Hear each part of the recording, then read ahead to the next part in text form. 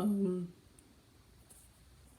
Hi. Do I introduce myself? My name is Liel. I'm gonna be doing my makeup. You're gonna hear Brittany Broski in the background because um, I'm kind of boring and can't really make jokes.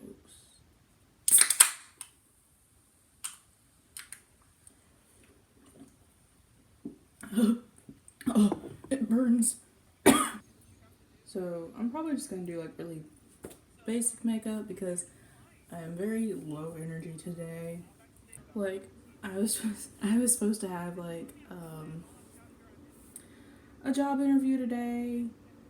The job would be like I would be getting paid um more than double what I get paid now.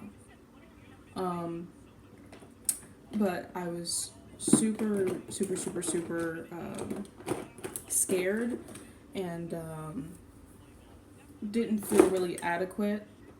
So I purposely stayed up really late last night so I would sleep in today.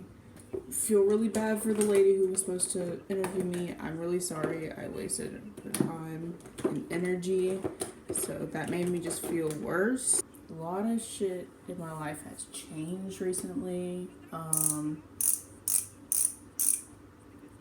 moved out of my parents' house into my sister's house. My friend was moving in with us. That didn't work out. So my friend moved away. And I'm feeling kind of sad because I'm not good with long distance. So I'm probably just not gonna, or we're probably just gonna grow apart. So that's kind of the reason why I'm starting this. So I can like talk to myself, talk about shit I don't really feel comfortable talking about with people because I don't really feel comfortable talking to people a whole bunch. I'm just not to that point where I can talk about my shit. Because when I try, I start crying, and that's just not. I don't like crying. I cried at work yesterday. I cried when I got in my car to go home yesterday. It was because I couldn't pay for a night. I couldn't pay for a canned drink. It was 94 cents, and I thought I had the money in my account and didn't. So when I tried to switch over some money things, I guess it was taking long. And I know my coworker was doing this out of the goodness of her heart, but she paid it for me, and that made me sad because I don't like taking money from people. It makes me feel bad. And I know she didn't mean for that. That's just purely an issue on my part, not hers at all. I just been going through it. Probably self-sabotaging myself by not going to that interview or not doing that interview. Trying to not die, but also not succeed. I do remember one thing I wanted to talk about. For some reason, I wanted to talk about chihuahuas and my love for chihuahuas. I do like draw and stuff like that. I like creating characters and stuff like that because one day I want to make a comic, and so I'm like planning out characters for that comic. And one's like a chihuahua person, like Zootopia, but it's like anthropomorphic characters. And it's a chihuahua. His name is Felix. He is inspired by one of my family friends' dogs. His name is Felix. But when I was like drawing him, he turned out to look more like Marbles from Jenna Marbles. Do people know who Jenna Marbles is anymore? Yes, they do. There's no way they don't. This dog Felix, he like the real life one. He's a tiny freaking chihuahua, like the size of a like a Big Mac. He's like the size of a Big Mac. And he has probably worse anxiety than any gay person I know. He's a black Chihuahua, but he has such bad anxiety that he's turned mostly white. Like, all that stress has turned him white. And I really relate to that. I love that dog. He's really sweet. He got no teeth, so his tongue just stick out all the time. And I think that's really cute. I love dogs when their little tongues stick out. I don't know if this is like me making videos is gonna be like become a thing. I'm doing it because I can't afford therapy. So it's kind of like talking to myself, but I'm recording it. I'm trying to make myself known to other people. Not like a famous thing, but like, I can't really make friends. I'm really bad at making friends unless I'm being forced upon that situation of making friends, like school. And usually people like make friends outside of school, but I could never do that. I am not physically capable. I have really severe social anxiety. I don't really know how to fix it. I just feel like the friends I did have, I really had like 2 friends, and one's moving to Texas, and I feel like the other was more friends with the other friend than they were with me. Which, that's nothing, I'm not saying anything bad about them, that's not their fault. People just click with other people more than they click with the others. So I feel like me and that friend are gonna grow apart just simply because, I don't know, just because life, just because things. I planned other things to talk about. I don't know. Maybe I really am just that boring. I've never done my makeup sitting down before. It's very weird. I feel like I'm gonna fuck up this eyeliner. I really identify with the term jack of all trades because I do so many things. I'm not great at all of them. I can try really hard and produce an acceptable result. I draw. I don't really paint that much because I'm really shitty at it. I do makeup. I crochet. I'm trying to learn how to sew. I really want to sew. I really want to get into like doll customization because I bought all the shit for it. I might as well try it.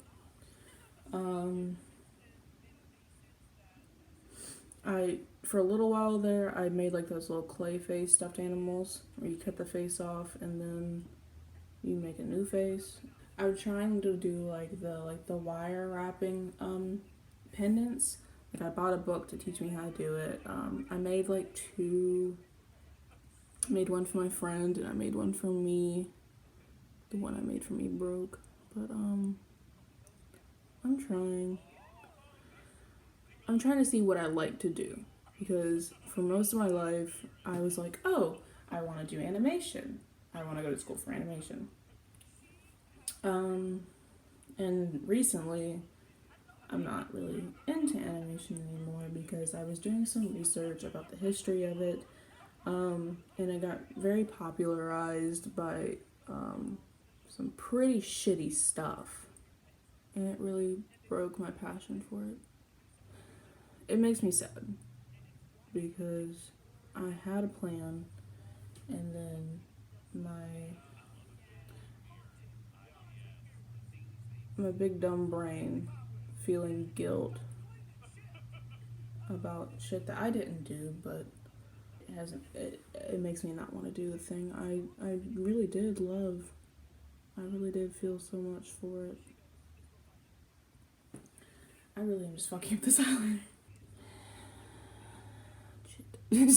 It looks bad. I really just wanted to do a simple look because I didn't feel like doing a whole bunch. Now we got like the video of like the barber with the kids like, oh, we fucked up, now we gotta go bald. Damn, I messed up. We gotta go bald, fam. Oh shit! We fucked up, so you gotta push a ton of eyeliner in your face. why did I make it round? Why did I do that instead of like literally anything else that I did? Can I fix it? We'll see. I'm gonna fix it real quick. I'm forgetting I was supposed to be recording and just went ahead and did stuff. I don't remember what I was gonna be talking about. I don't even remember what I was talking about. I don't even know what to talk about. Have y'all watched Squid Game? That show made me cry my eyes out. The ending was, I didn't necessarily like the ending. That show is fucked up. So many things in that show. I get it. Poverty. That's the thing. Poverty. Talking about the poverty issues and what people will do for money. I get it. I get the moral of the story. Kind of hated almost every single character except for like the two girls. When they died, I cried my little eyes out. With the nose, I can't remember their names for the life of me, but like the girl with the nose piercing, she didn't even get a chance to like have a life like a normal human being. Like, and that's why she like kind of sacrificed herself for the other one, because she didn't have anything to go to if she won. The other girl did. She had a little brother that she wanted to take care of. And I have a little brother. I'm very protective of my little brother. So I cried my eyes out when the other girl died. Because I was like, she just wanted to take care of her brother. And all this bullshit is happening. I read Killing Stalking. So that's the only reason why I remembered Sung Woo. Never will trust anybody with that name. Ever. I will never trust anybody with that name. Because that character, he made me so fucking livid. Are you good?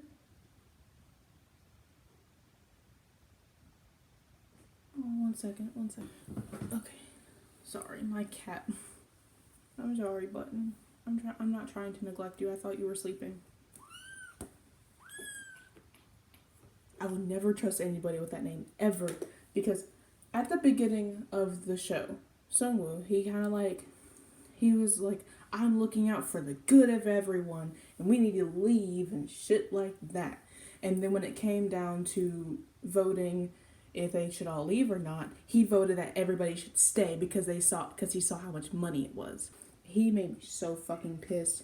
And of course, at that point, it wasn't confirmed right then that Sungwoo was a shitty piece of shit. A shitty piece of shit. Can't speak English. But ever since that, I was just like not trusting of him. And really kind of was like suspicious of the man. When it got to the part that the girl was already going to die. Like, we know that when she got like stabbed with a piece of glass, we already knew she was gonna die. We already knew that. I was already crying about that because I'm like, she just wanted to help her brother and all this and that. And then when the last guy, when the main character was like going to get help for her, he just fucking slits her fucking throat.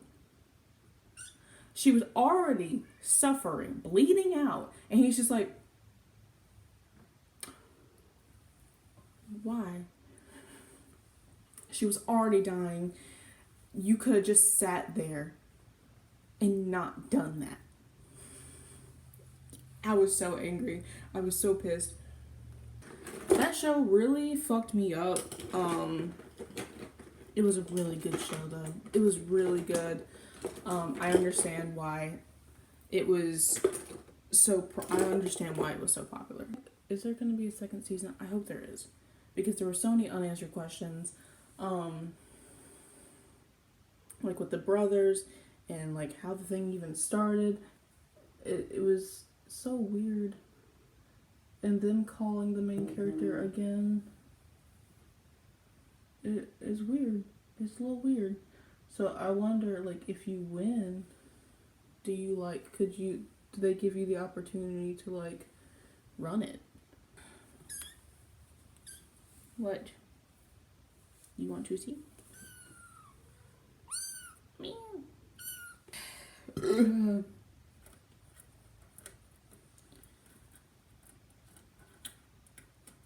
This man's currently trying to eat things. I think he's teething. Like, I think that's what's going on. Oh, this is kind of irrelevant, but I have been like, I wasn't doing like a ton of research on this, but like parasocial relationships. What is like the Google definition for parasocial relationships? Parasocial interaction refers to a kind of psychological relationship experienced by an audience to their meditated encounters with performers in the mass media, particularly on television and on online platforms. Like putting a YouTuber or a celebrity on a pedestal. That's what it is. And like believing in your heart that that person cares about you. Which I'm not saying they don't. Because you like got them their fame or whatever. But it's not in the way that people think. I'm not a particularly super engaged in like celebrities or anything like that. Of course, I'm not like a big like music star or movie star oriented person. Like, I can give less of a fuck who Harry Styles is. I like the only like media that I consume on a regular basis is probably like YouTube. I don't put, thankfully, I as a person don't really put any YouTubers on a pedestal. Like, I watch Markiplier, I watch Game Grumps, I watch Brittany Broski, Sour Shower, but thankfully I don't necessarily put them on a pedestal. I am interested in what they're doing, of course, because I find them entertaining, but I don't like trust them. Like anytime, like when everybody was like getting canceled, I think that was like at the beginning of this year when like everybody was getting canceled. People were like, "Oh, I trusted them. How could they do this to me?" You have never met this person in person. You watch them on your phone. So why would you trust them to the point where you get so upset when they do something shitty? You don't know them. You don't know what they do through their day-to-day life. There's a very specific person who really clings to celebrities. And I get it. Some celebrities are a very much coping mechanism. Not a coping mechanism. Like a coping person for some people. But I was... the whole main question of like me bringing in parasocial relationships, I was going to be like... Which I guess Google said parasocial relationships are only like if somebody's famous. Not relevant. But I was going to say like with my cat. Is loving your cat a parasocial relationship? Because they can't necessarily return that love in a way that is... Well, no. This whole idea I had is stupid. It makes no sense because your cats do love you. Like, if you treat them right, they do love you. So this whole idea of that I was having is kind of stupid. Because I was going to be like, is having a cat, or is like loving your cat a parasocial relationship because it's an animal and you can't really reciprocate your feelings? Now that I spoke it into existence, I don't think that is correct. I do not think it is a parasocial relationship. This is Nimbus.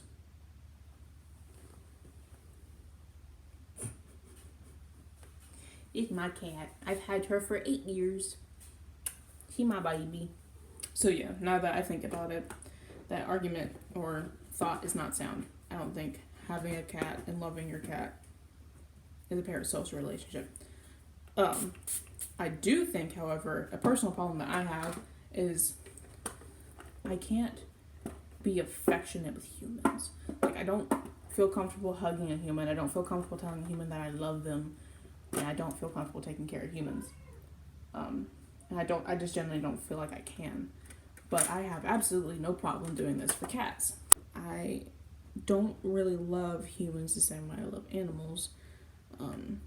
In fact, I feel like I love animals more than I love humans. I feel like I'm more capable of showing animals love than humans. I don't necessarily know why that is.